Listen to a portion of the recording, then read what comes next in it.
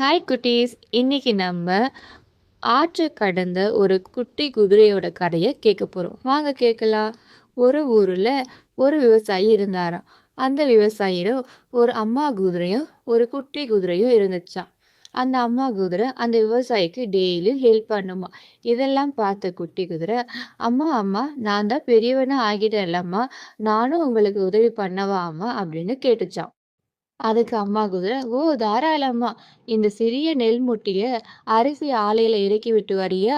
அப்படின்னு சொல்லுச்சாம். குட்டி குதிரைக்கு ஒரே சந்தோஷமா நெல் மூட்டைய சுமந்து சென்றுச்சாம். போற வழியில ஒரு பெரிய ஆறா. ஆற்றின் ஆழம் அதிகமா இருக்குமோ? ஆற்றை எப்படி கடக்கிறது? அப்படின்னு தயங்கி நின்னுச்சாம். இதை யாருக்கிட்ட கேட்கலாம் அப்படின்னு திரும்பி பார்த்துச்சாம். அப்போ அருகே ஒரு காளை மாடு புல்ல சாப்பிட்டுட்டு இருந்துச்சாம். காளையா அண்ணன், இந்த ஆற்றை என்னால கடக்க முடியுமா?" அப்படின்னு கேட்டுச்சாம் குட்டி குதிரை. அதுக்கு காளை மாடு, "ஓ தாராளமா! என் முழங்கால் வரைக்கும் தான் தண்ணி இருக்கு. நீ அதை ஈஸியா கடந்துடலாம்" அப்படின்னு சொல்லுச்சாம். உடனே குட்டி குதிரை ஆற்றில இறங்க போச்சாம். அங்கிருந்து, "நில்! ஆற்றில் இறங்காதே!" அப்படின்னு ஒரு குரல் வந்துச்சாம். யாரு அப்படின்னு திரும்பி பார்த்தா, ஒரு மரத்துக்கு அடியில ஒரு கீரி இருந்துச்சாம். "இந்த காளை அண்ணன் சொல்றத நீ நம்பாத.